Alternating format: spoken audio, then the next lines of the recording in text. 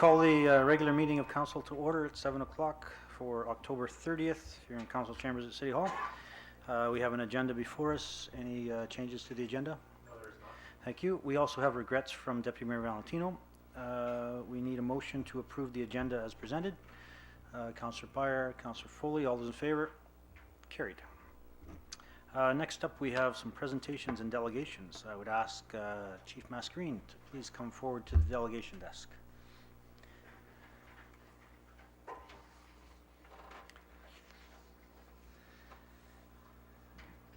If the public isn't aware, John is a long-serving member of the City of Thompson in the fire services and public safety and paramedic services.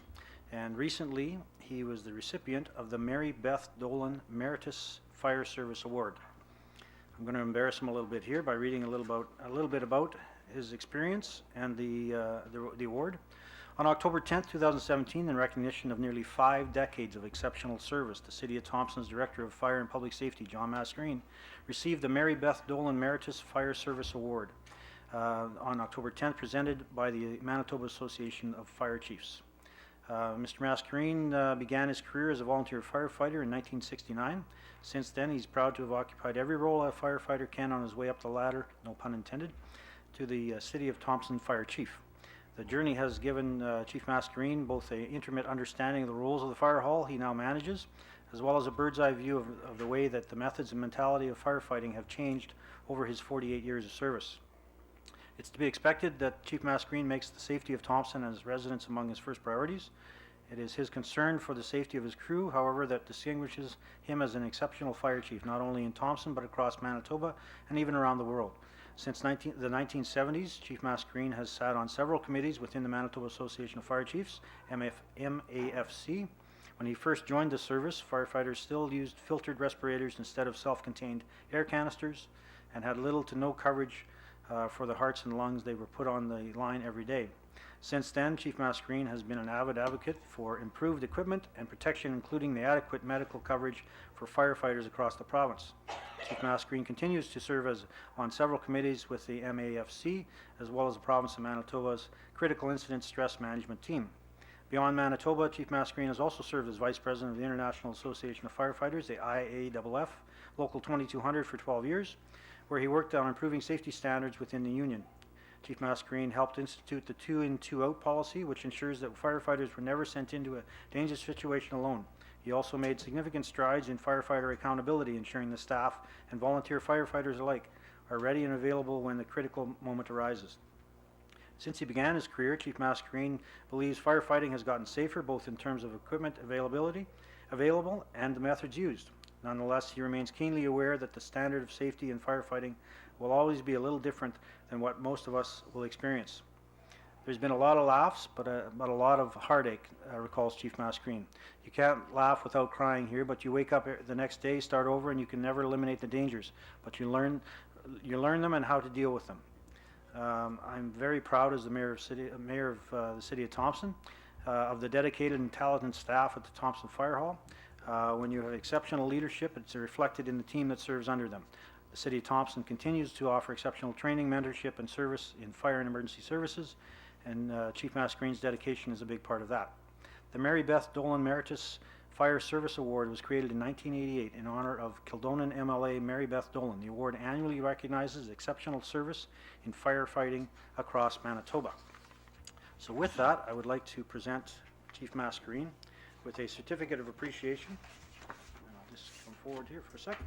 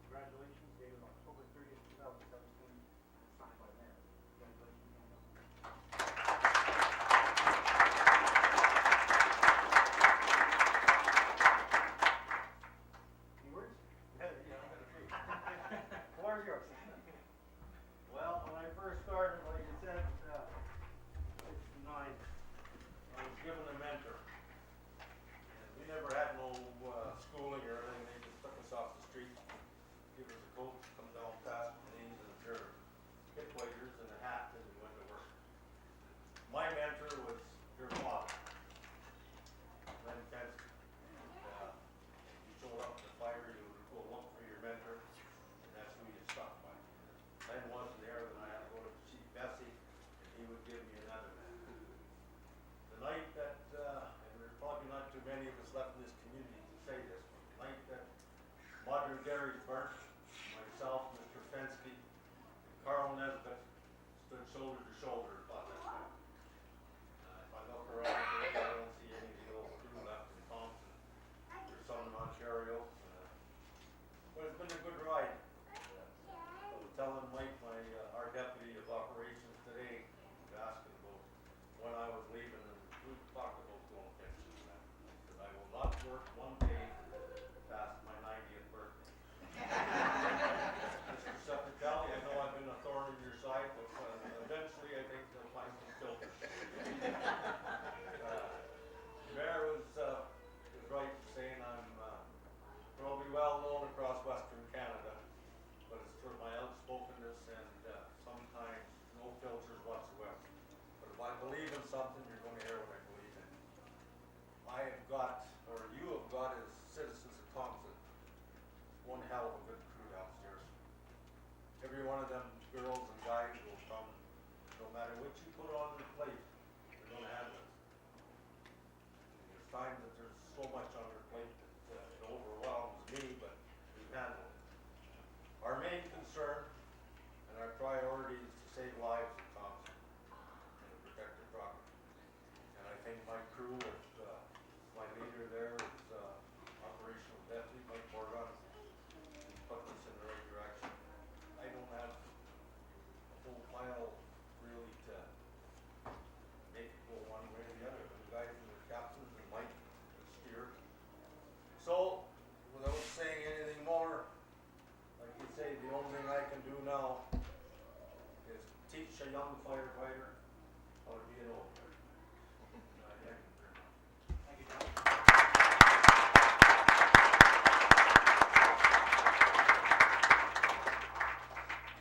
That's a perfect segue into the younger firefighter, and Derek Graff. Where's Derek? If Derek would come forward to the table here.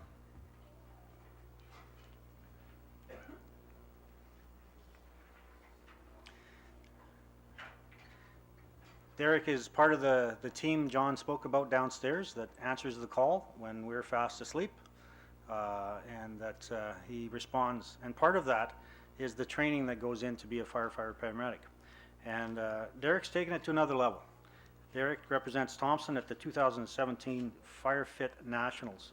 He competed in the Regional FireFit Challenge in Winnipeg on June 17th and 18th, which served as the qualifying round for this year's national competition in Ottawa.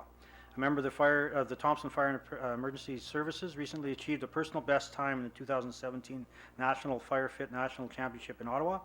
At the end of this 5-day competition, which ran September 6th to the 10th, which involved 164 participants, Derek Graff ended up clinching 6th place in the individual event with a time of 1 hour and 20 minutes and 5 seconds.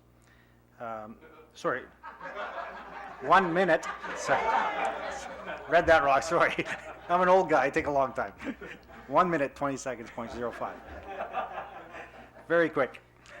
For Graff, who's been fighting fires in Thompson since 2010, the result was pretty gratifying, especially since he's been gradually shaving seconds off his time in an event for the last 6 years. It's pretty steady progression. He said the first time I ran it was back in 2011, and I was around 139, and now I'm down to trying to break 120.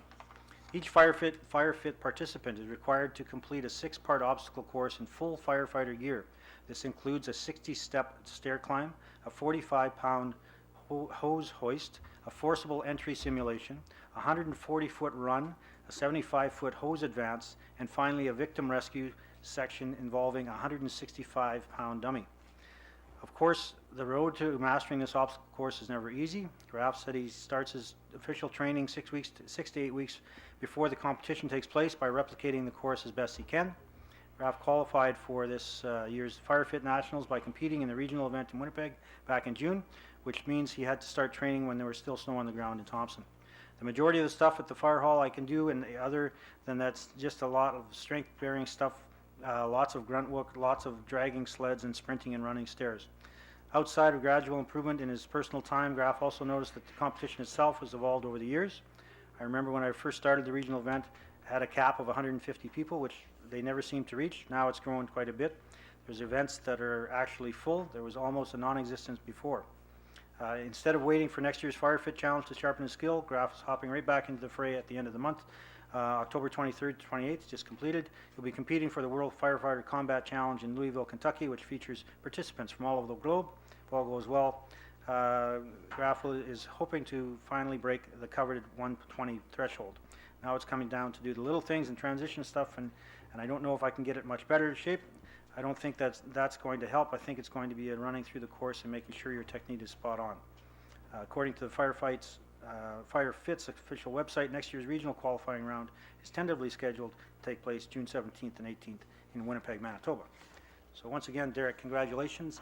And just before I give you the certificate, it will be a certificate of appreciation.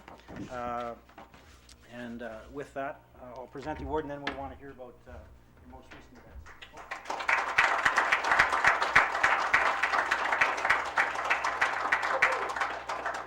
Certificate of appreciation from the City of Thompson, award to Derek Graf, representing the City of Thompson at the 2017 Fire Fit Nationals. Congratulations, October 30th, 2017, and signed by the Mayor. Chief, you want to talk?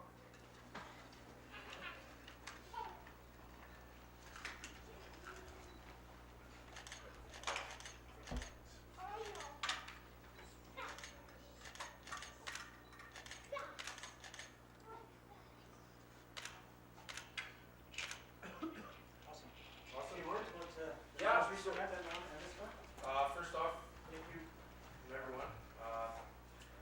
I think a lot of people underestimate the difficulty of the competition itself, and also the amount of time and hard work and effort that goes into that. So I really appreciate this. This year's probably the most successful year I've had yet. Lots went into this. Thank you so much. Thanks to the chief and all our members and Thompson Fire that supported along the way. So really appreciate that as well. This last competition didn't quite get the outcome we would like, the girls, but Grant was second off with my personal best down there, and unfortunately ran into some penalty trouble, which is no stranger to that in hockey either. So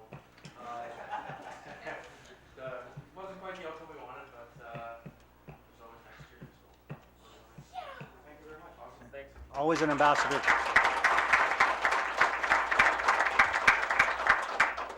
The members are always ambassadors for our community, and even so internationally as well. So once again, thank you, Derek, for your efforts.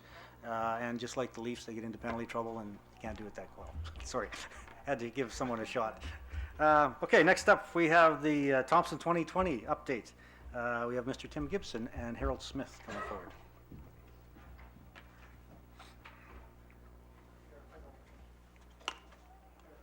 Oh, sorry, we got Keisha Davis as well.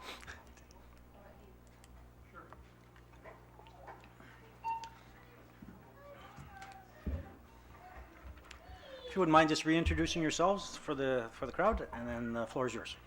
Good evening. I'm Harold Smith, Project Manager with Thompson 2020.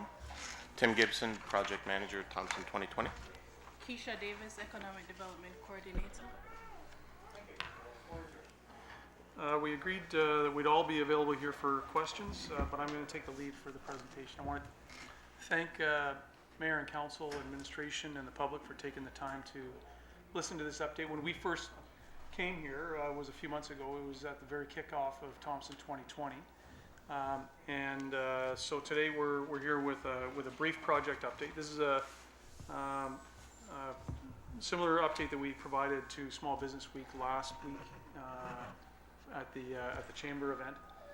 So I'll get right into it. Just the presentation won't take too long, but it should allow some time for questions. I think many of us would agree that Thompson has always been a community of opportunity where people can come to live, work, learn, raise a family, retire, invest, and play, among other benefits of the community. Our mission is straightforward. It's to ensure that Thompson remains that community of opportunity. Our approach to that task is collaborative project management, focusing on results and looking at outcomes that will benefit the community. A transparent process where we identify and we indicate the objectives and the goals, and we're happy to measure ourselves and be measured on those goals as a sign of our progress. We're using a project management methodology, so we've got defined tasks and objectives for each of our projects. And we're looking for contribution and participation from all areas of the community and the region to support and deliver on each project. We're data-driven. In fact, we've got a link on the presentation to our business survey or our employer survey. And we're looking at other data as well, regional economic profile, the results from the TEDWIG process, a survey that was done by Valley retirees, and we're soon to launch a community resident survey. Here's an overview of the three main projects of Thompson 2020. We report to a steering committee that includes representation from the City of Thompson, the province, and the federal government. The project management team is the three of us sitting here today, and we've got project one is workforce utilization. This is by far the largest project and requiring the most effort. This section of our work is targeted on transitioning the affected workforce from the reductions at Valet and related contractors and businesses, and helping to mitigate the effects on the community, but also on that workforce as well. Looking for new opportunities for training and different opportunities in Thompson and the region and outside. Project two is retaining and attracting residents with two main focuses: existing residents and as well as potentially, existing residents who are at working age at whatever stage in their life, but also retirees as well. And project three is business redevelopment. I'll go into more detail on those after a couple of slides. As I indicated, we're looking for participation from the community at large, and we are starting to build a team. Here's just a small section of the folks who are helping us out on our project teams. These folks are involved in there's a cross-section of all three of our teams are represented on this in this group. The first project, as I said, is workforce utilization. There are three main areas. The first one is career pathways, which will do individual work with affected workers, people who are looking for work, and help them to develop individual career paths and training plans. The second one is Northern Workforce Development Center. We want to establish a permanent organization and an entity that will retrain when required for jobs that are available in the market. So we want a nimble organization that is constantly looking for what the employment opportunities are and making sure that we've got the training in place so that people can train into those jobs. And the third is identifying those jobs. We call it the Skills Hub, and we started to call it the Job Leads Hub as well, which is an ongoing program of just identifying and developing local and regional opportunities for employment. So we would feed that information into the Northern Workforce Development Center, which would then be able to help people train people who've got their individual career pathways to train into the jobs. We know that we're going to have people who are looking for work, but we think that there are untapped opportunities. We know that there are untapped opportunities both in Thompson and the region, as well as nationally, that can help people to find work. The second project is retaining and attracting residents. Two main focuses here: actionable plans for cottage, large lot, and hobby farm development within the region. We've heard from a number of people, including the Valet survey, that one of the main factors for people choosing to stay longer in Thompson has to do with the availability of lakefront cottaging, large lot, and hobby farm properties. And so we want to get that to the point where we have actionable plans for all of those, and then put those into the market and let the market decide whether or not we can develop those. The second one is enhanced amenities for retirees and/or seniors. I'll come back to that under project three, but this just talks about making sure that the community is attractive for people to live in at all stages in their lives. And the third project is business redevelopment. We're looking to help mining-related suppliers and other businesses, that are in Thompson transition to providing services for the region and for the north, and expanding our own retail and services that are provided to the region through the north. We had a workshop on this 2 weeks ago with a representative from Growth Enterprise and Trade who had done a regional economic study. One of the keys that she underscored was a direct hit on our plans on Project 2. Community development, looking at amenities in the community, is sort of the building the foundation for any business growth in a community. It starts with, believe it or not, she said, it starts with the sidewalks and the amenities in the community that make it pleasant to live in, that are the building blocks of any sort of a business growth strategy. So that's the real quick tour through the 3 projects. This is a slightly more detail than I provided in the spring. Our next steps, we're identifying leads and specific jobs and training requirements. We've got a list of job leads that we're following up on in the mining sector, hydroelectric, construction, services, industrial services, to name a few. Heavy-duty mechanic, Class 1 driver training. There are a number of fields where traditionally we found employers who are not able to fill positions, and so we're trying to line up those leads so that the training can stack up behind those. So we're going to see an expanded local and regional employer survey. We're making direct contact with employers in the region, and the establishment of that Northern Workforce Development Center. Those are our key next steps that we're pursuing. As well, enhancements to the amenities in the community. We'll develop and administer a local resident survey to get more information about what things matter to residents, and specifically related to their decision about staying in Thompson. We'll be hopefully doing a feasibility study for specific locations for what we're calling lifestyle housing, which includes all 3 of those types of housing: cottage lot development, large lot, and hobby farms. And a coordinated campaign to expand the business base around services in the region. So the workshop that we held 2 weeks ago, we had strong response from some local businesses. We are always open to people coming and adding to that group, but they resoundingly said at the end of the session that they would like to be called back and they want to be put to work and start to generate some strategies for growing that business base. If any citizens are interested in helping, here's our contact information, and I'll leave it up there while we're doing questions. With that, are there any questions from council? Sure. The Northern Workforce Development Center. I'm just wondering how similar is that to the industrial skills and training center that we have in the TEDWAG process, and is UCN involved, or who are the partners involved in that? UCN's direct.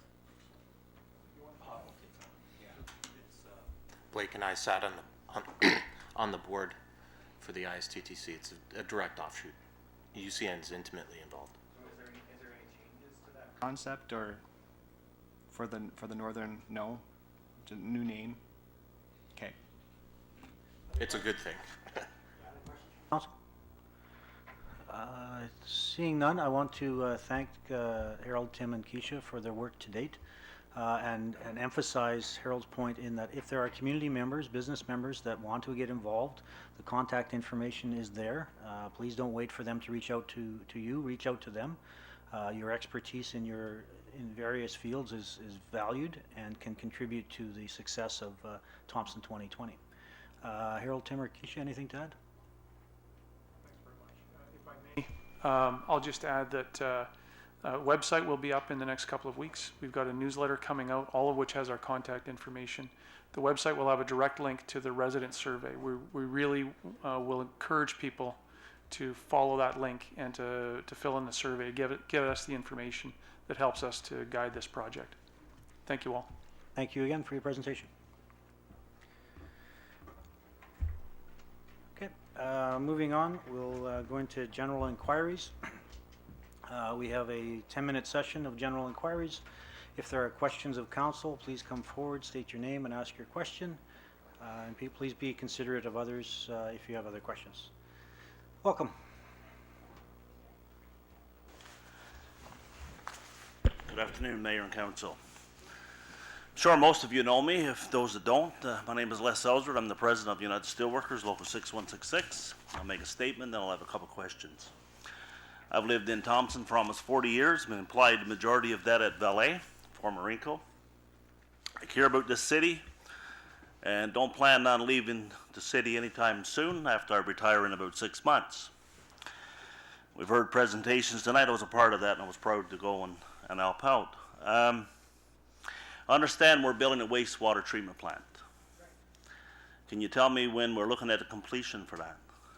Understanding is the construction timeline is for the end of 2019? April of 18, I've just been corrected. Of 19, yeah. Okay, so, thank you. So it's no secret that very soon in the future we're going to see quite a few people in Thompson lose their employment at the mine, and I kind of know these things. And so my question tonight to yourself, Mayor, and Council is, how many people have been hired to take place, I believe, or to be a part of the 36 point or whatever $1 million project that we got going in Thompson? How many people will be hired from Thompson to help out in that project? Just off the top of my head, I wouldn't know the number. I know that we recently did a tour with council and the project lead. They were short laborers, and we put them in touch with Thompson 2020 as a transition to identify potential. But as to the individual local employees, I don't have that number. We can get it for you, though. Appreciate that. Since that's quite a few dollars, and it'd be nice to see the some of those tax dollars stay in Thompson to help with the community, and certainly that's information that should be out in the public as well. Thank you. Questions? Please come forward, state your name, and ask your question. Thank you.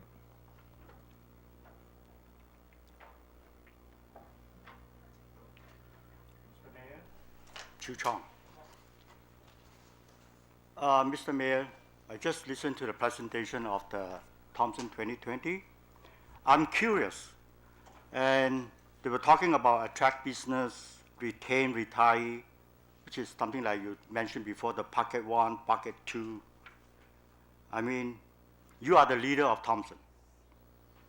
I wonder, you can tell us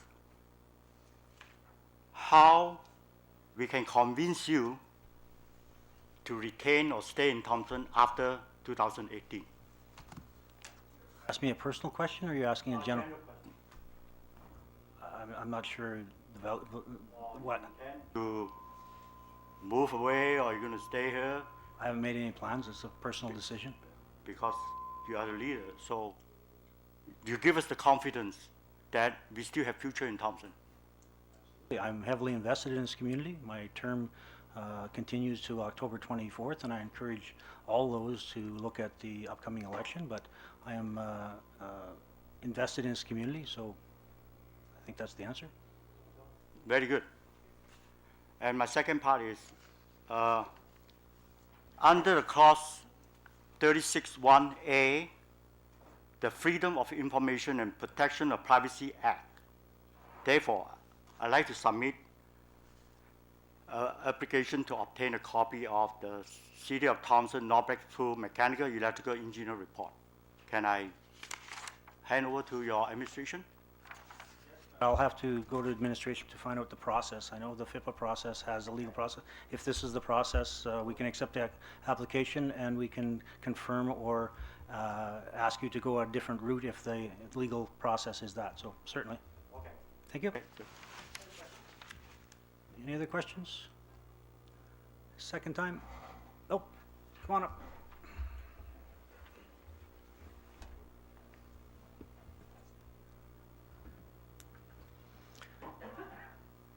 Just state your name and welcome. I've got a few questions. Number one question is, a few weeks ago, you stated to Thompsonites that the city of Thompson had $9.47 million in reserve funds. You stated a few weeks ago that the city had $9.47 million in reserve funds. Is that not true? Okay, how many funds are there? To defer to our Chief Financial Officer, Jen, there's a number of them, and she can comment on that. Just give her a second here.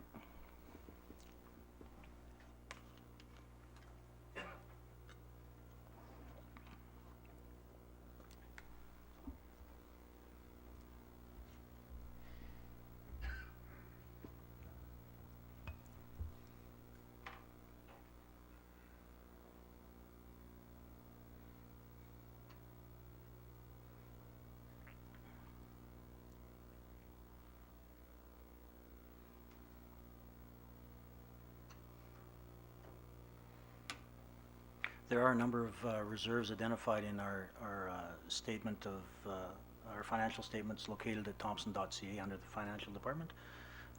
There's the general reserve. There's a number of public safety reserve, infrastructure reserve, to name a few. But I'm just giving Jen some time to. Yep, go ahead. 14 in total. So there are 14 different reserves. Sorry, 13 individual reserves. Yeah. These reserve funds, are they just sitting in the bank, or are they mutual funds? Are they long-term investments? Give us a breakdown of what these reserves are actually doing.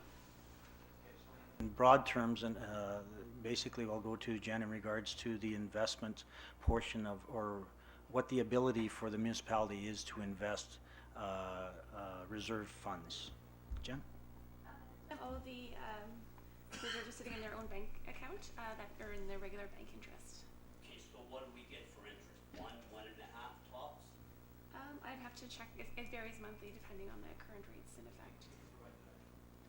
I still have a hard time understanding why. If we got money in the bank, why are we borrowing money to do projects? I have a hard time understanding this. Fair enough. And so just, again, at the 30,000. Foot level of explaining from in the overall issue of reserves, starting with the Municipal Act, we are mandated by the Act to maintain a certain level in our general reserve based on your operating budget, and that's the same rules for every community. Other reserves, council as this council and previous councils have made internal rules as to how much we will hold in that reserve, so we won't empty it out to zero. Or in some cases we will. For instance, in the gas tax, the gas tax reserve is a flow through from the federal government, and it's guaranteed money over X number of years. So we know that money is coming, and so we plan to spend that money each year that comes in, because we know that next year the federal gas tax is coming to us. In other reserves, we put monies away, for example, in the public safety reserve, that we have a minimum amount that we won't draw it down to, I believe, 20% of the value, and that allows us to deal with uncertainties. And the example I'll give you is the community safety officers. During the negotiations with the province of Manitoba, the agreement expired on May 25th of this year, where we had a 2-year 50-50 funding in place. The province of Manitoba reinstated the legislative side of that agreement so that our CSOs would have the powers that they have, but they haven't to date reinstated the funding aspect moving forward. So in looking forward and to protect the positions of the CSO officers and the program, this council decided in the 2017 budget to draw from the Public Safety Reserve to cover the province's portion until such time as we have a deal with the province. Sorry, General Reserve. So that's an example of the flexibility to draw money off a reserve when needed.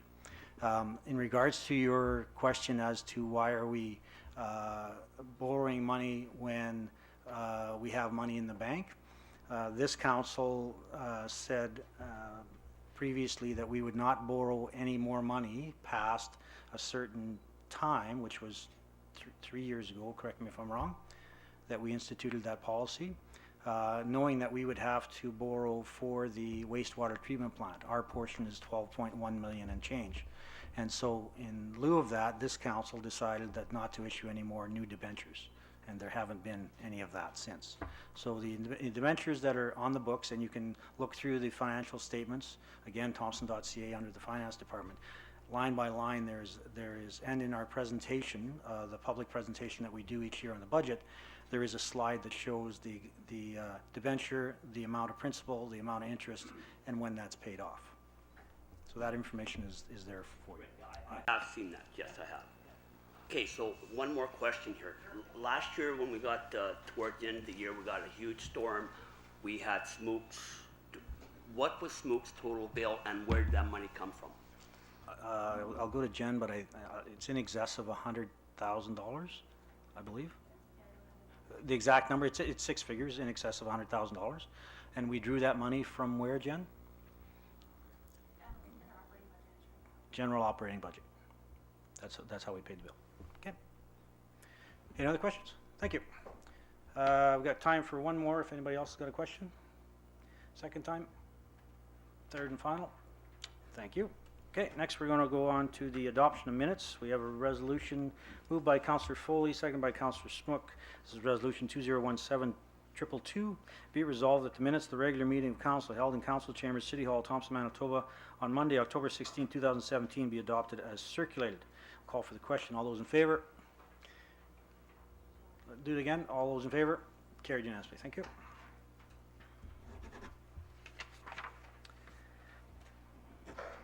Now we have the Legislative and Intergovernmental Affairs Committee report. I'm going to ask the members, because Deputy Mayor Valentino isn't here, I would ask Councillor Beyer or Ellis to present the report. Councillor Beyer, thank you. So the reports for the period February 13th to October 30th. Our committee members include Deputy Mayor Valentino as chair, Mayor Fensky, myself, Councillor Ellis, and staff members Gary Sepitelli and Angie English. The reason for the committee is to review the agenda for regular meetings of council, serve as council's representatives to the City School Liaison Committee, to research the programs and priorities of other governments in search of opportunities for the city to partner, to coordinate the City of Thompson's lobby efforts, and to set the schedule for the reporting to council by committees. We meet every second Wednesday just prior to a council meeting.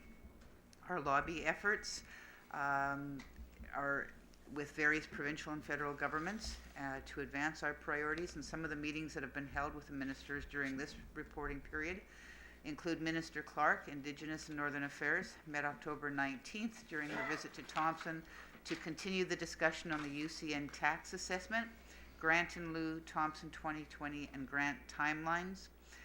Minister Wharton, Municipal Relations, met with the Assistant Deputy Minister Doak on April 12th to discuss the grant in lieu and Thompson 2020. Also met on October the 19th with the newly appointed minister during his visit to Thompson to discuss his new role as well as provide him an update on Thompson 2020 and the grant in lieu. Minister Schuler of Infrastructure met on September 25th to discuss the design of the Miles Hart Bridge, PR, Provincial Road 280, and the tendering process. Minister Squires, Sustainable Development, met on September 25th to discuss cottage lot development, Thompson 2020, and the one-stop drop project at the waste disposal grounds. Minister Gertson, Health, Seniors, and Active Living. Repeated requests have been made for an opportunity to meet to discuss the outstanding ambulance receivables and the reduction in ambulance fees, and the request will continue. Met with Minister Cullen, Growth, Enterprise and Trade, actually with the Assistant Deputy Minister Wilson on April 12th to discuss the grant in lieu and Thompson 2020, and with the Minister on May 26th and June 22nd to discuss Look North, Thompson 2020 and the grant in lieu. And Minister Stephenson of Justice met on June 23rd to discuss the CSO program, Thompson 2020, grant in lieu, and the Northern Restorative Justice Facility. Some of the conventions and conferences or meetings that we've attended. Mayor Fensky attended the Provincial Municipal Justice Advisory Committee meetings in Winnipeg on March 13th and 26th. Council members and administration attended the City School Liaison meeting March 21st and June 12th. Councillor Smook and Collada attended the Hudson Bay Regional Roundtable meeting in Winnipeg, March 30th to the 31st. Members of Council and City Manager Gary Sepitelli attended the Look North Economic Summit in Thompson on April 4th and 5th. Councillors Byer, Collada, Smook attended the Northern Tourism Strategic Planning Session in the PAW, April 10th. Mayor Fensky, Councillor Wong, and City Manager Gary Sepitelli attended the 2017 provincial budget in Winnipeg on April the 11th. A public hearing for the 2017 financial plan was held April 20th. Mayor Fensky attended the Provincial Territorial Contract Management Committee meetings in Regina, May 2nd to the 4th. Councillor Byer attended the 2017 Tourism Town Hall in Winnipeg, May 25th.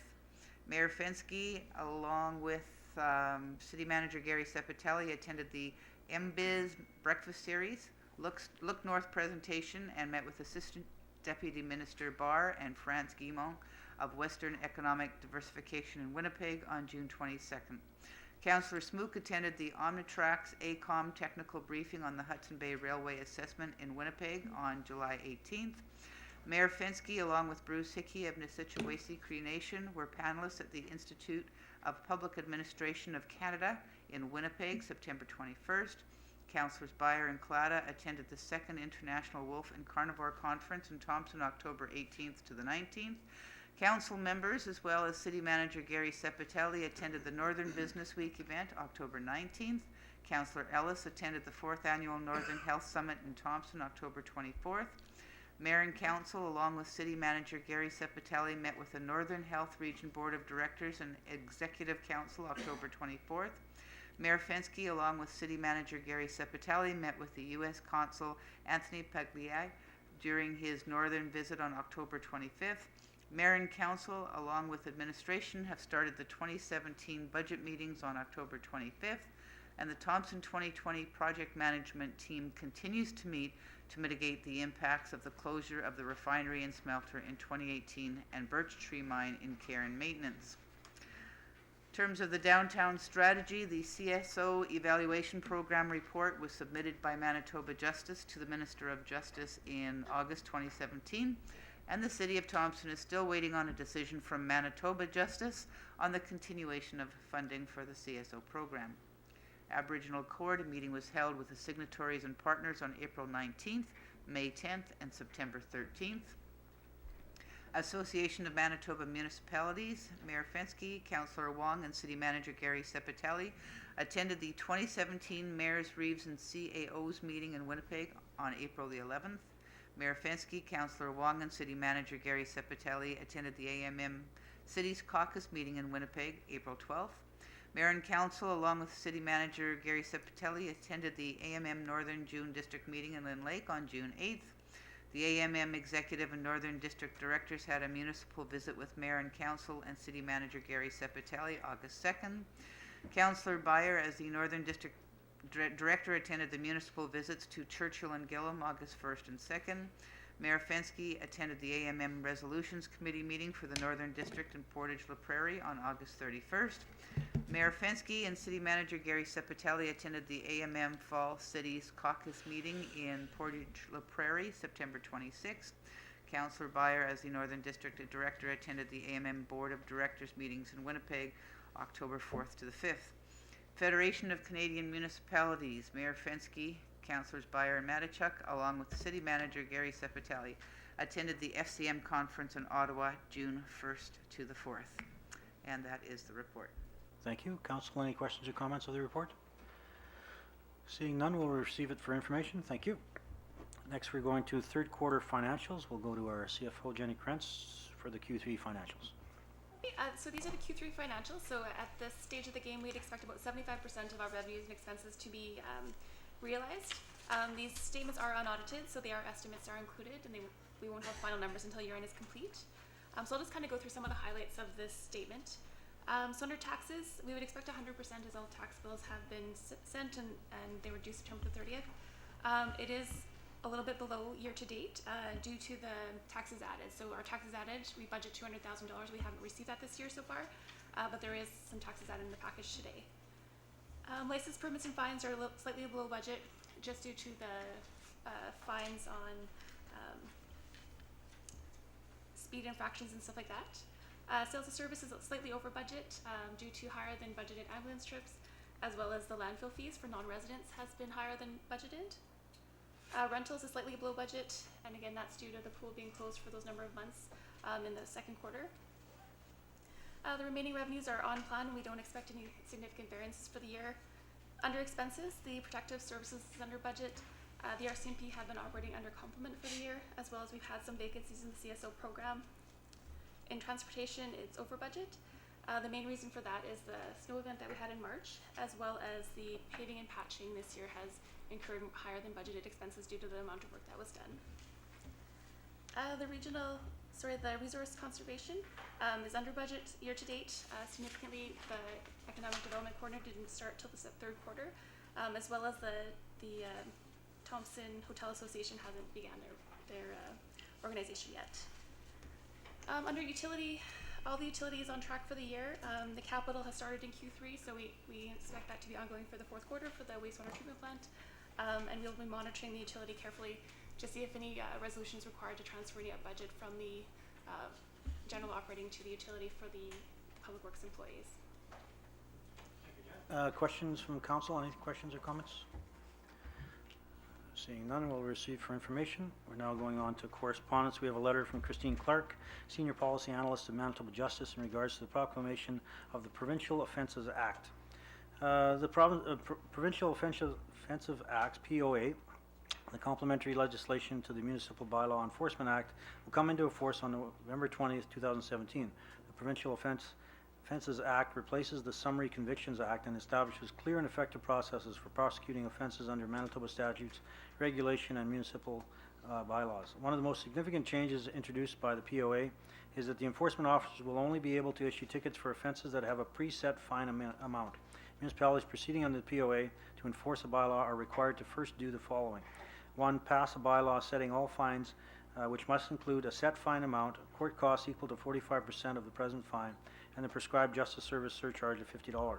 Provide the Provincial Offences Court, 373 Broadway, Winnipeg, R3C 4S4, with a copy of the bylaws and the set fines. Please note that the following new procedures established under the POA apply. The response period within which a person may respond to a ticket begins 15 days after a ticket is signed and ends 45 days after it's signed. All tickets must be filed with the court no later than the last day of the court office is open before the response period for the ticket begins. Provincial offences do not have a preset fine, must be laid on a new POA information. New forms including ticket information, summons, appearance notices, and promise to appear have been established in regulation and must be used. A new warrant for arrest form has been also developed. Forms used under the criminal code will not be accepted. Please contact Christine Clark, Senior Policy Analyst, Manitoba Justice, if you would like to receive the guidelines for completing a ticket, to order tickets, and other related forms. Municipalities are also advised that any matters set for hearing in the court are the responsibility of the municipality to prosecute. Municipalities are further advised that pursuant to subsection 87(3) of the POA, unpaid fines for municipal bylaw offences are debt due to the municipality. The municipality is responsible for collecting the unpaid fine, court costs, and justice service surcharge. Once collected, the municipalities are required to remit the collected court costs and surcharge to the government. It's also important to note that there are no provisions under the Provincial Offences Act to enforce municipal parking offences. Municipalities are only able to enforce municipal parking offences if they have opted into the Municipal Bylaw Enforcement Act and the establishment and administrative penalty scheme. Please note that previous communication regarding municipal parking offences was provided by Manitoba Justice to municipal councils and administrators in August 2016. If municipalities wish to opt into the Municipal Bylaw Enforcement Act and establish an administrative penalty scheme for enforcing bylaws, they should obtain legal advice. For further information, municipalities are encouraged to obtain copies of the Provincial Offences Act and the Municipal Bylaw Enforcement Act from the Manitoba Laws website. And with that, we'll go to administration. Just for council's information, obviously is we refer this letter to the Department of Fire and Public Safety just to sort of get a synopsis as to the impact of this legislation on current bylaws that the City of Thompson has passed under the Municipal Bylaw Enforcement Act, and really with the intent to bring a report back to the Public Safety Committee meeting as to sort of the implication that this piece of legislation has on the city of Thompson. Thank you. Council, any questions or comments? Seeing none, we'll go with that direction. Next up, we have a Manitoba news release. Province receives Look North report and action plan for Manitoba's northern economy, and the release is attached. Province receives Look North report and action plan for Manitoba's northern economy. Many opportunities for growth economic development in the north, says Peterson. Following extensive input from communities across northern Manitoba, the Look North Economic Task Force presented its report and action plan to government to help advance economic growth and prosperity in the region. Growth, Enterprise and Trade Minister Blaine Peterson announced here today, which was October 20th. One of our first priorities since forming government has been working with Northerners to unlock the economic potential this region holds, said Peterson. I would like to thank the task force for its insight in preparing this report based on their conversations with the people who live and work in the north. The action plan will guide our collaborative work towards achieving the objectives of Look North, initiating generational change and transforming the economic future of the region. Task force co-chairs Onekawao Chief Kristen Sinclair and Chuck Davidson presented the report and action plan at the event hosted by the Thompson Chamber of Commerce. The co-chairs acknowledged the work of task force members and the meetings held throughout the region that helped capture the unique identity of northern Manitoba in this report. We heard from many Northerners, and this roadmap has been designed based on the dreams and aspirations of the people of northern Manitoba, said Sinclair. I am pleased to share this strategy that shows when Indigenous peoples are engaged as partners, everyone benefits and successes will be shared with all Manitobans in Canada. The report and action plan is not the end, it marks a beginning, said Davidson. My belief is that Look North initiative can be a catalyst that will lead to the prosperous and reinvigorated northern Manitoba for decades to come. The action plan identified 6 things that matter most to northern Manitoba and its economy: realizing northern mineral and other resource potential, Indigenous engagement and partnerships, strategic infrastructure investment, converting housing challenges into opportunity, building an enterprise ecosystem of support, and education, training, and workforce development. Indigenous and Northern Relations Minister Eileen Clark also attended the event, recognizing the importance of partnerships with Indigenous communities to achieve the immediate and long-term goals set out in the action plan. The foundation of economic development in the North must be built on stronger engagement with Indigenous communities, which was a prevailing theme during the Northern Economic Summits and in this report, said Clark. The Look North Action Plan supports our government's commitment to advancing reconciliation through mutually respectful relationships between the Crown and Indigenous peoples. Clark noted that the Look North Report and Action Plan for Manitoba's Northern Economic availability online at www.looknorthmb.ca. The ministers encourage Manitobans to continue contributing their vision and optimism to the North via social media using the hashtag LookNorthMB. We'll go to administration for any comments. Obviously that this news release has been shared with the Thompson 2020 group. Go to council for any questions or comments. Council? If council would indulge, I would like to make comment in regards to the release. The Look North process was long and arduous. As stated, there were consultations that came out with the 6 points of strategy. My hope is that the government will continue to engage Northerners, both Indigenous and non, in the development of economic opportunities in our communities. And we look forward to seeing results over the next coming years. With that, we'll receive that for information. Resolutions. We're now going into resolutions. We have a resolution to approve the purchase of bleachers for the 2018 Manitoba Winter Games. This is Resolution 2017-223, moved by Councillor Beyer, second by Councillor Ellis. Whereas on January 16, 2017, Council passed Resolution number 2017-026, agreeing to host the 2018 Manitoba Winter Games to be held March 4th to the 10th, 2018. And whereas the Thompson Winter Games Host Society Committee requested that the City of Thompson pay on their behalf in order to receive the GST rebate on the purchase of 4 Kodiak 2400 series telescopic bleachers, 2 Kodiak 2400 series telescopic bleachers, and 3 BL-4TR-12DR aluminum tip and roll bleachers 4 tiers high by 12 feet long. Now therefore be resolved, the Council approved the sole source purchase of 4 Kodiak 2400 series telescopic bleachers, 2 Kodiak 2400 series telescopic bleachers, and 3 BL-4TR-12DR aluminum tip and roll bleachers, 4 tiers high by 12 feet long, from Royal Stewart Limited for $88,005.18 on behalf of the Thompson Winter Games Host Society Committee, with reimbursement from the Thompson Winter Games Host Society Committee. We'll go to administration for support. Yeah, just indicating, obviously, that this is a standard practice from the city, sort of as a flow-through resolution, approving the purchase of materials, which really results in the ownership of the city of Thompson at the end of the process. So, I mean, this is a standard resolution, no different than resolutions that were passed for the Rotary Park development purchases of materials when that development was taking place. Thank you. We'll go to the mover, Councillor Byer. Just that this went through the Finance Committee, and the comparison or the explanation of how it worked for Rotary Park was discussed then, and this is no different. It helps the organization, and it's not costing us any money. Any, Councillor Ellis? This is also part of the legacy of the Manitoba Winter Games that we'll be hosting in March of 2018. I like to congratulate the host society for good work, and this is just one of the benefits that we're going to see by hosting these games. So. Comments? If council will allow, I'd just like to make a further comment. This is a process from the finance perspective of paying the bills, but the bleachers themselves have been installed in the Gordon Beard Arena, in the Bill Kamaski Fitness Center, Wellness Center, and will be at the Norplex Pool as well. So if anybody's out and about in those 3 areas, have a look at the substantial improvement in bleacher seating, especially in the Gordon Beard Arena for that. And as Councillor Ellis stated, this is a legacy in hosting the Manitoba Games, and those bleachers will be in place for a long time after the games are hosted. So once again, good job on the host society and Andrew and his crew in working with them for this process to move forward. With that, I'll call the question. All those in favor? Carried unanimously. Thank you. Next, we have a resolution to approve taxes added, and we have 4 attachments.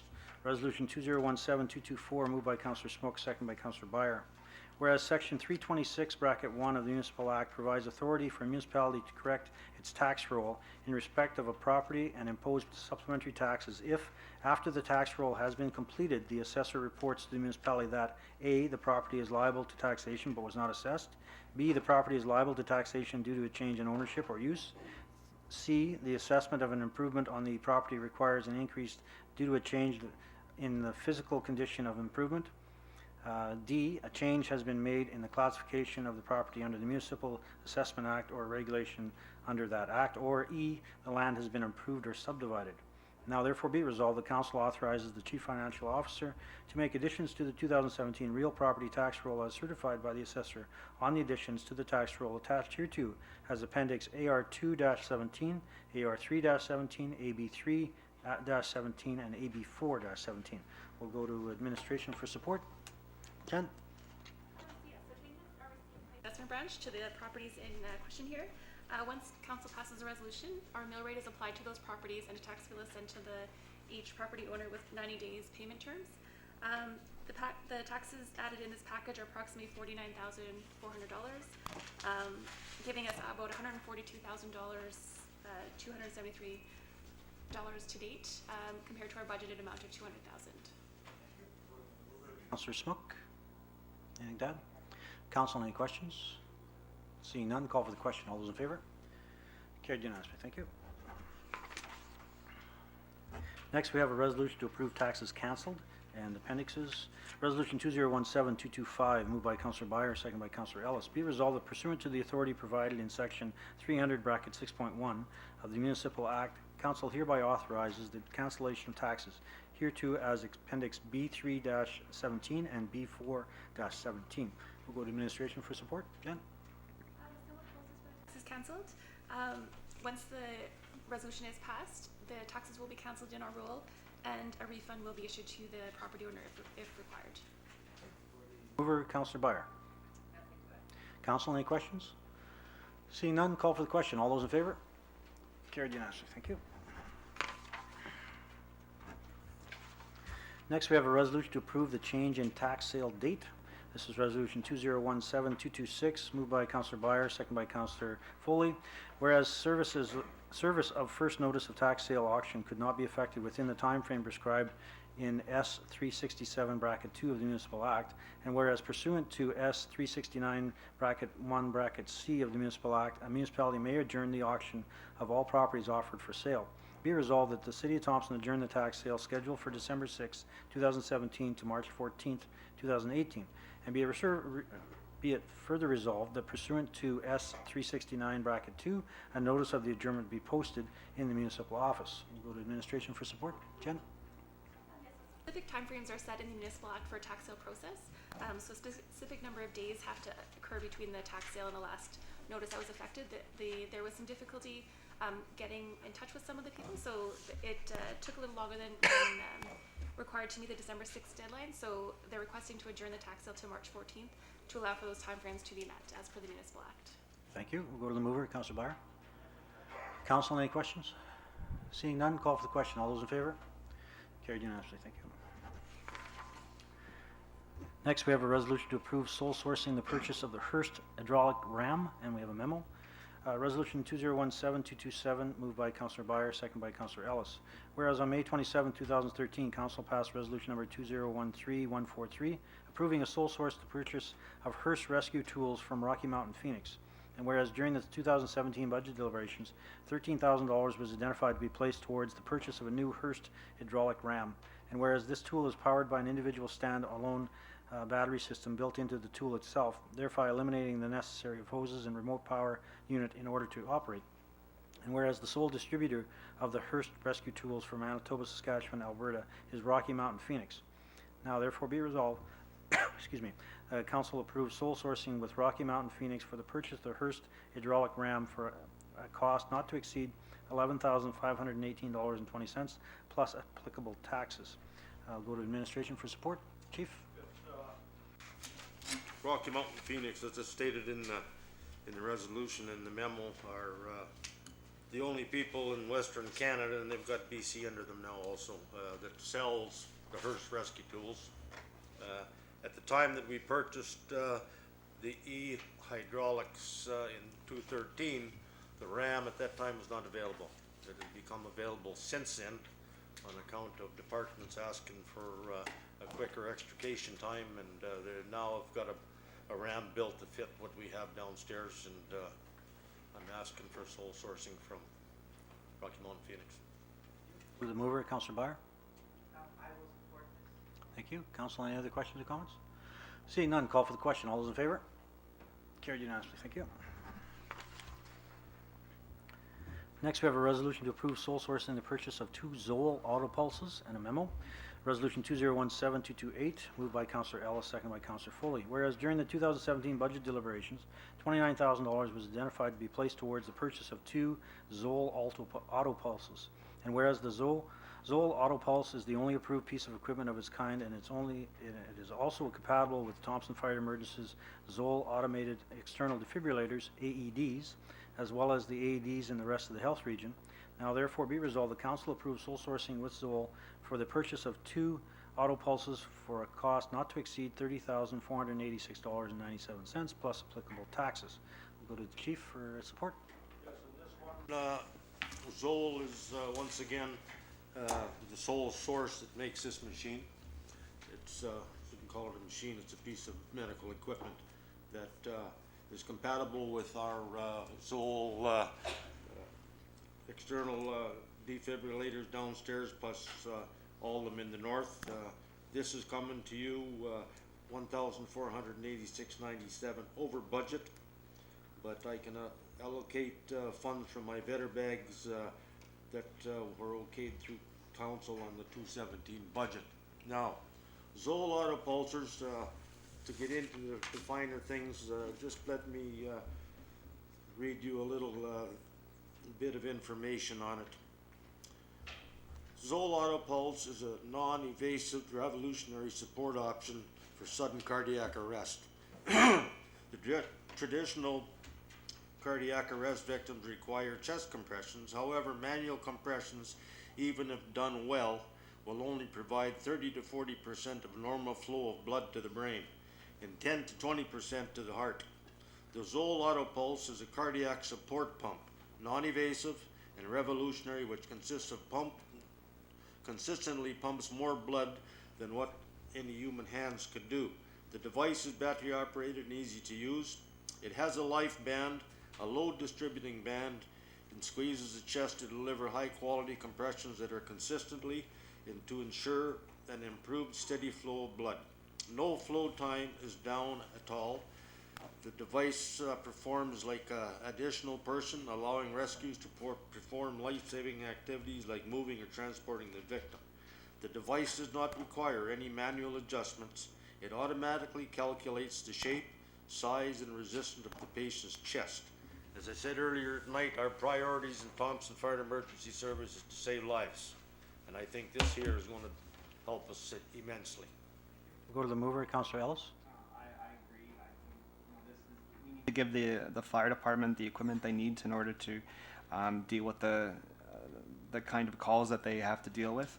I also like to note that even though this is over budget by approximately $1,500, the previous was under $1,500, so we're basically at the same. Put the two tenders together, and we're basically on budget. Council, any other questions, comments? Seeing none, call for the question. All those in favor? Carried unanimously. Thank you. Next, we have a resolution to accept the offer of Manitoba Water Services Board between the Manitoba Water Services Board and the City of Thompson respecting 2018 water main renewals. And we have a memo. Resolution 2017-229, moved by Councillor Smook, second by Councillor Ellis. Be resolved, the Council approve the request to the Manitoba Water Services Board to assist in the 2018 water main renewal program in the amount of $250,000. We'll go to administration for support. So for council's information, obviously that this has been a sort of a multi-year program that we've had with the Water Services Board and had agreement with them for $4.5 million based on a 60-40 split, 60 being the City of Thompson cost and 40 for Manitoba. So the city's contribution is $2.7 million and Manitoba's contribution of $1.8 million, which was agreed to.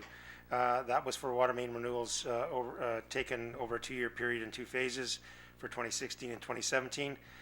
So the total cost of water main renewals in 16 was $2 million, which was cost shared on the 60-40 basis, as I mentioned. The city's contribution being $1.2 million and Manitoba share $0.8 million.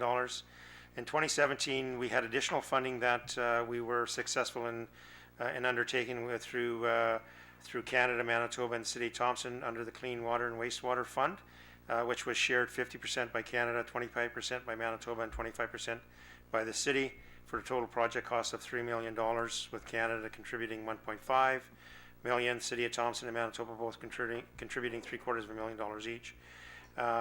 Manitoba's contribution allocated from the previous grant funding of the $1.8 million.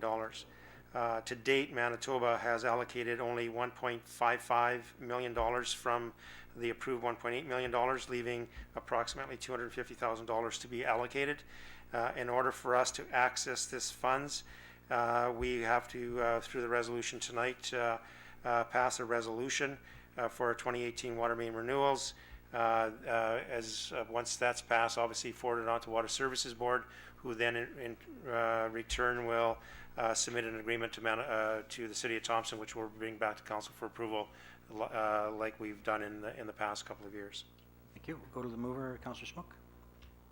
No, this is one of many steps that we take to go through different grants and federal and provincial money so that the taxpayers don't have to put it in their out of their pockets.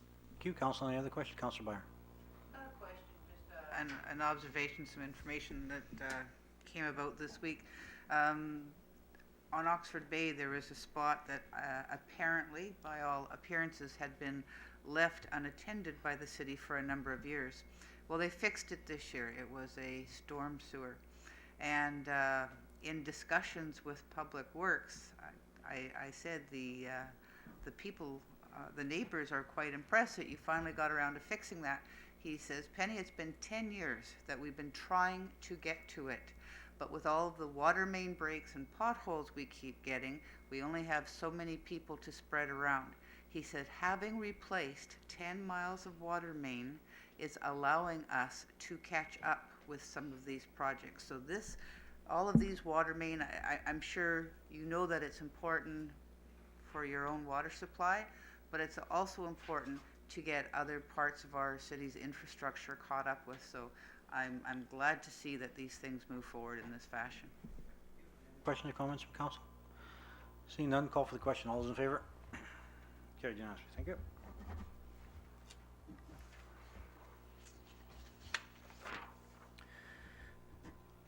Next, we have a resolution to approve the cost share at the Thompson Annual Fur Tables, and we have a letter from the Chamber of Commerce. Resolution 2017-230, moved by Councillor Ellis, second by Councillor Byer. Whereas the Manitoba Trappers Association, along with Manitoba Sustainable Development, will be sponsoring the annual fur tables at St. Joseph's Hall in Thompson, Manitoba on Friday, December 15th and Saturday, December 16th, 2017. Now therefore be resolved that council approve a cost share coffee for the 2017 annual fur table with the Thompson Chamber of Commerce and the Thompson Regional Airport Authority at a cost not to exceed $350.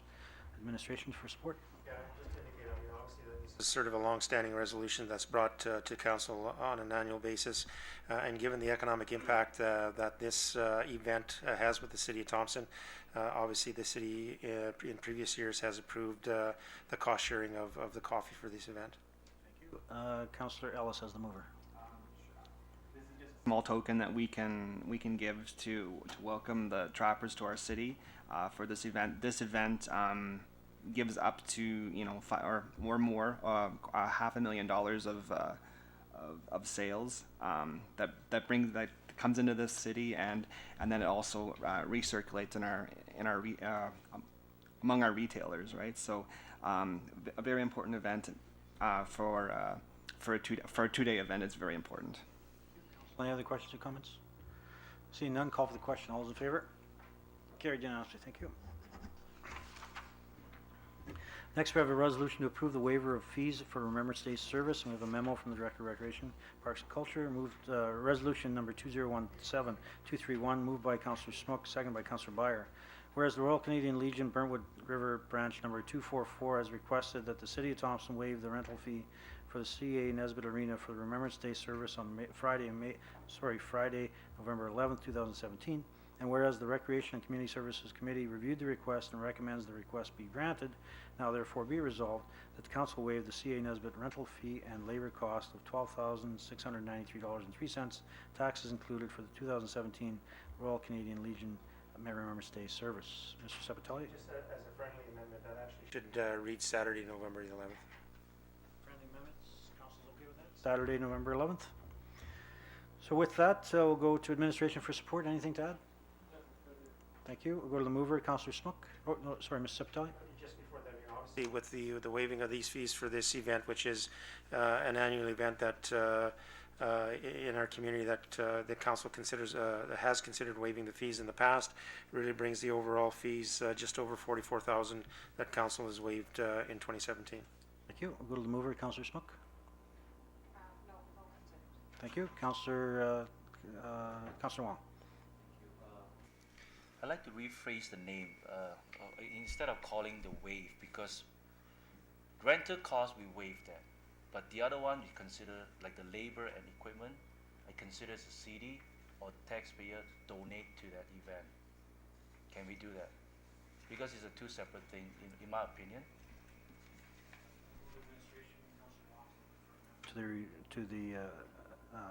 To the resolution to reflect the waiving of the rental fee. Mr. Sepitelli? Well, at this point, I mean, obviously, council has passed a policy called the waiving of fees policy, and really when waiver of fees are brought forth, they contain both labor and rental costs. That's currently in the current policy that's been approved by council. So I mean, obviously, change to that wording should be reflected in that policy as well. Councillor Foley? Just to note that with the waiving of the fees here, with the rental and the equipment, within that policy, it also states that the whoever's hosting the event were to use the City of Thompson branding and advertising to show that we are, in turn, by waiving these fees, a actual sponsor of the event. So I think that's significant enough. Any other questions or comments? With that, we'll call for the question. All those in favor? Carried unanimously. Thank you. Next, we have a resolution to approve attendance at the Provincial Municipal Justice Advisory Committee, and we have a memo and AMM email. This is Resolution 2017-232, moved by Councillor Ellis, second by Councillor Smook. Be resolved, the Council approve the attendance of Mayor Fensky at the Provincial Municipal Justice Advisory Committee in Winnipeg, Manitoba on December 15th, 2017. Be it further resolved that the attendance at this event be borne under the terms and conditions of Bylaw 1897-2013. Board Administration for support. Anything to add? The cost of the mayor's attendance at this event is just under $600. Thank you. We'll go to the mover, Councillor Ellis. Attend, and Mayor Fensky has attended these meetings in the past. Any other questions or comments? Seeing none, call for the question. All those in favor? Carried unanimously. Thank you. We're now moving into bylaws. We have a first reading of bylaw 1957-2017, organizational and procedural bylaw amendment, and we have an attachment. The resolution reads 2017-233, moved by Councillor Byer, second by Councillor Ellis.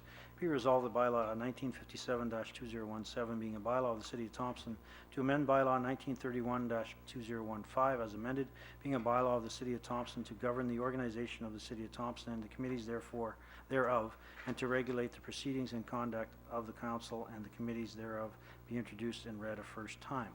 Board Administration for support. Council is obliged to sort of undertake a review of their organ procedural bylaws at least once per term of office. This council has chosen to sort of review the organ procedural bylaw on an annual basis. One of the comments that came forth that was discussed at the Finance and Admin steering committee was really that from a transparency aspect that if any member of council seeks a position representing the city as a member on the board of directors, that council must pass a resolution endorsing that member prior to the member submitting their name for consideration to that board of directors. Go to the mover, Councillor Byer. Just that in order to get this discussed, we need to get first reading underway, so this is the beginning of that process. Councillor Wong. What exactly amended in this bylaw? What's amending in this bylaw? Is it a 26 or the C? Under the bylaw 1957-2017. A new clause 26 has been put in as per the bylaw. This is a new amendment. So you're inserting a new clause number 26 and renumbering the remaining clauses subsequently. And, I believe every time when we got elected or appointed from the outside organization, we always have to be approved or passed by resolution for those appointment anyway, right? So does that mean past practice, we never have this bylaw in place? Because I know FCM, you must approve before you run. AMM, you do not need approval. So with this, will it be a roadblock for future council and to other committees that councillors are assigned to are done so by resolution. FCM, the Federation of Canadian Municipalities, in their own policy require councils to pass a resolution for those that want to seek office with the FCM organization. AMM does not have that same policy. We've lobbied them for a number of years to mirror FCM. This is the only appointment from the city's perspective where we don't pass a resolution for those councillors who want to run as a director for the AMM. So this aligns us with all the other appointments that we have within our own org bylaw, of which FCM, the national body, has it in theirs, but AMM doesn't have it in theirs. So this is a city initiative. I want to find out the pros and cons about this. If this resolution, this bylaw approved, what does that mean to governing the business? Which is mean like we must get approval before we put a name for outside organization, or I try to understand this bylaw purpose and the objective. So does that mean we have to get approved before we put name, or we still go back to the past practice? Sometimes we can be appointed by province or whatever organization, then we bring it back to the table to get approval or by resolution. The reason is for insurance purpose or traveling and all that. Am I right or wrong? Can someone help me out? So really, the fact is that this clause really clarifies the need that if any member of council is representing the city of Thompson on a external board, such as Federation of Canadian Municipalities or the Association of Manitoba Municipalities, is that they should have a resolution from council indicating the support of council for that individual to let their name stand prior to accepting a position that you're representing the city of Thompson on. To Council Manager. I have a question on this. A couple years back, Councillor Wong put his name forward for Northern Rep at AMM. Would this affect such decisions of a councillor? Yes, the intent is the AMM appointment is the only one in our organization which isn't passed by resolution. So whether it's Councillor Wong or whether it's yourself or anybody else, moving forward, if you want to be a director on AMM, specifically AMM, then you would submit your name to council, or all of us could, or however, at the end of the day, to get the approval to allow put your name forward to AMM. You would, like FCM, require a resolution of council to adopt and endorse you as a candidate for AMM, as we do for FCM. But with Councillor Wong's situation, he was representing the North, not Thompson. No. He was the Northern Rep. Correct. He was the Northern Rep on behalf of the city of Thompson. Okay, we are a member of AMM. Okay, so again, this to clarify, it's a policy decision that this council will make or not make. For all appointments to agency or outside committees and the FCM, we appoint or we allow councillors to run for office or let their name stand for appointment by resolution. AMM is the only one we don't do that for. So this aligns us with every other policy that we have in place. Councillor Wong. So far, I heard there's a two name pop out, FCN and AMM. So what about other board, like for instance, MPI board, NRHA board, Hydro board? Those are appointment by province or whatever. So are those going to be affected this? Simple here. For the Northern Health Authority, the appointment is made by the province to the individual. It's not to the City of Thompson councillor. Okay? So in your case, for instance, when you were named to the Northern Health Authority, that was a provincial nominee and naming. You weren't named as a councillor, you were named as a resident of Northern Manitoba. And so that doesn't require a resolution of the City of Thompson, because you're not representing the Council of Thompson, you're representing the community and the region. Same with Manitoba Hydro or any other board that would appoint you from an external appointment as an individual in Northern Manitoba. Again, bring it back to the focus of all of our appointments with councillors to sit on other boards and represent the City of Thompson. Not the individual, not the region, but the City of Thompson. AMM is the only one where we don't require a resolution of council to endorse that position. Other questions? Councillor Smook? Yeah, when we had the June AMM in Lynn Lake though, we did as a council approve members going, two members, Councillor Wong and Councillor Byer could both put their names forward. So we had done that without this resolution even, we did approve it. Correct. So that you're just making it official. Yep. And also we did that for travel purposes, as Councillor Wong outlined, for insurance purposes for travel. You need a resolution of council. If you're representing the city of Thompson to travel, you need a resolution of council to be included in the insurance policies of the city of Thompson. Councillor Wong. Here's my other question. This organization like AMM or FCM is being established decade. It's never been a concern. Why all of a sudden this become a concern? To align the policy, I get it, the earlier explanation, but I just don't see the point to put this into the bylaw because it's never been a concern for a decade or whatever the AMM been established. So why all of a sudden now? This is a recommendation of the Liga Committee in reviewing the org bylaw to come to council. That's why we're having this discussion. If at the end of the day council chooses not to go that way, that's council's choice. That's why we're having first reading, as we do with every bylaw. So it's a matter of discussion. If the consensus of council is to have that policy in place, then we'll put it in place. If the consensus of council is not to have it in place, then we won't. But again, it's open debate for every councillor to contribute their opinion, and at the end of the day, when it comes to the readings, then you can vote accordingly.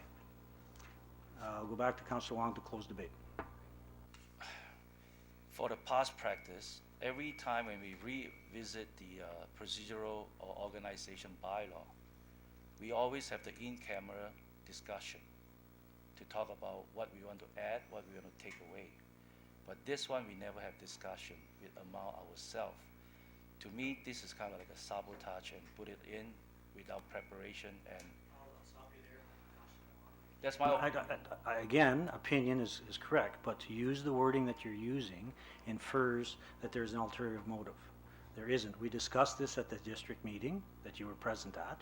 We discussed in general terms the idea of aligning ourselves with FCM with a policy for AMM. Again, this is a discussion with council, okay? And each of us have a vote whether we move forward and align AMM with FCM, as is the FCM policy, or we don't. That's a simple discussion from this council. So with that, I would like to ask for the record of vote, please. with that, I'll call the question. All those in favor? Opposed? Voting in favor, Councillor Foley, Councillor Smook, Councillor Byer, Councillor Ellis, Mayor Fensky. Voting opposed, Councillor Wong, Councillor Kalata, Councillor Matichuk. It carries. Thank you. Now we need a motion. Nope, sorry. Mayor's report. This is for the time frame of October 17th to the 30th. Along with council members, City Manager Gary Septelli, MLA Bindle and Lathland met with bulk fuel industry on October 24th, as well as attended the Seniors and Elders Come and Go Tea, and met with the Northern Health and Region of Directors and Executive Council. Along with City Manager Septelli, met with U.S. Consul Anthony Paglia during his northern visit on October 25th, as well as the first budget meeting was held with the Mayor and Council Administration. Along with Deputy Mayor Valentino, Councillor Smook, and City Manager Gary Septelli, a conference call was held with MP Nikki Ashton. Mr. Septelli and I met with Pat Kirby of Sport Manitoba. We also met with, that's regarding the Manitoba Games. We also met with Rick Oberdorfer and his manager, Jim, I can't recall his last name, but Brett Amara was to be there on behalf of McDonald's in regards to a meeting with concerns with their operations. And we also attended the Manitoba Games Board meeting October 26th. Along with City Manager Gary Septelli, we met with the Chamber of Commerce on October 30th. The bi-weekly Thompson 2020 conference calls continue. The monthly water treatment plant meetings continue. Various committee meetings were held: Recreation, Community Services, Communications, Development Review, Finance and Administration, Legislative and Intergovernmental Affairs. We have one proclamation. By virtue of the authority vested me as the Mayor of Thompson, I hereby proclaim the month of November 2017 a Diabetes Month in the City of Thompson. Two other points, just a reminder for the Manitoba Games registration. This year, as different in 1994, Those of you who can remember registering as volunteers, it was just a paper exercise. Now it's a electronic exercise.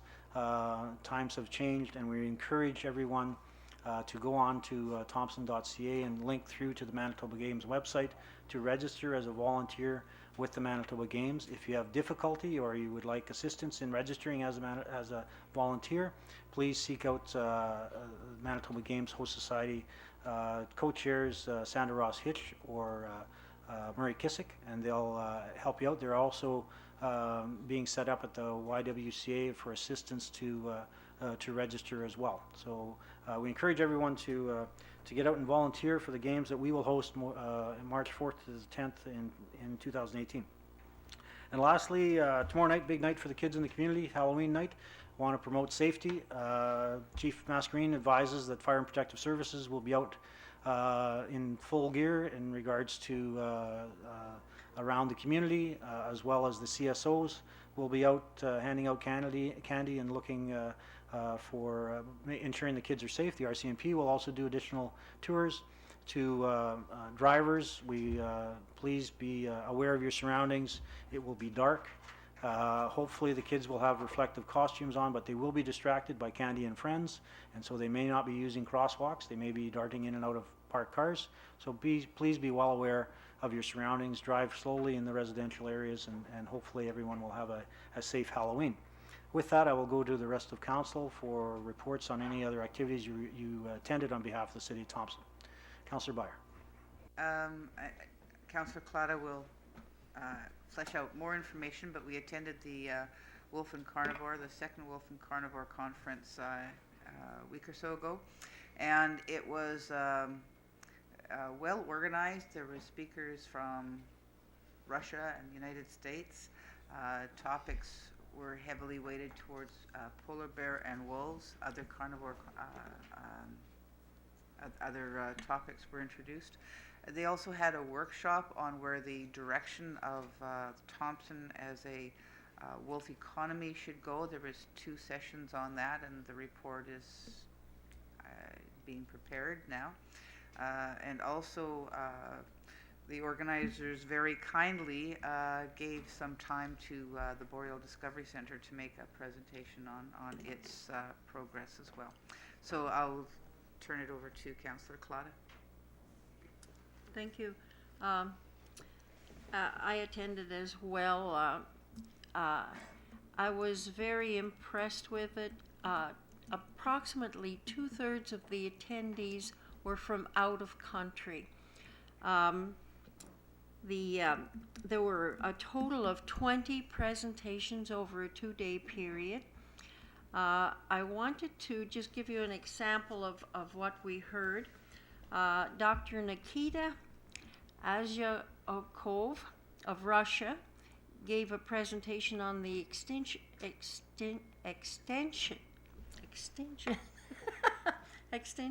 of various species, mainly polar bears and wolves. There's only 3 countries in the world that allow hunting on polar bears, and they're the US, Canada, and Greenway. But 70 countries import pelts, and they're mostly obtained from poaching and trafficking, and therefore 5 to 6% of the polar bear population is becoming extinct each year, and it's mainly due to climate change and overhunting. So I was very impressed with it. I wanted to congratulate Spiritway. The committee was mainly led by Marion Moorberg and Volker Beckman, and they brought global exposure to Thompson. It was all positive, so congratulations to Spiritway Committee. Councillor Ellis? Yeah, I attended the Northern Regional Health Authority's Health Summit. It was an all day. Also attending was Councillor Collada, who's also on the board of the NRHA. So part of that day was the health summit. So they looked at the effects of diabetes on the north, and it was quite extensive. Also, they had their annual general meeting as part of that day. Couple things they mentioned about Thompson. Last year, of course, they opened the chemotherapy unit at Thompson General Hospital, and the future expansion of the Northern Consultation Clinic. That project is currently on hold. The other thing I attended also on the 24th of October was the seniors luncheon. I attended with Deputy Mayor Kathy Valentino, a lot of our senior administration, along with City Manager Gary Cepatelli. They brought forward concerns to us. It's an annual event. A couple of the concerns were health related, so it just happened to be that we were meeting with the Northern Regional Health Authorities Board that night, so we were able to bring those concerns to that board at that time. So. Any other reports from council? Seeing none, we need a motion to adjourn. Councillor Byer, Councillor Foley, all those in favor? We stand adjourned. Thank you. Have a good night.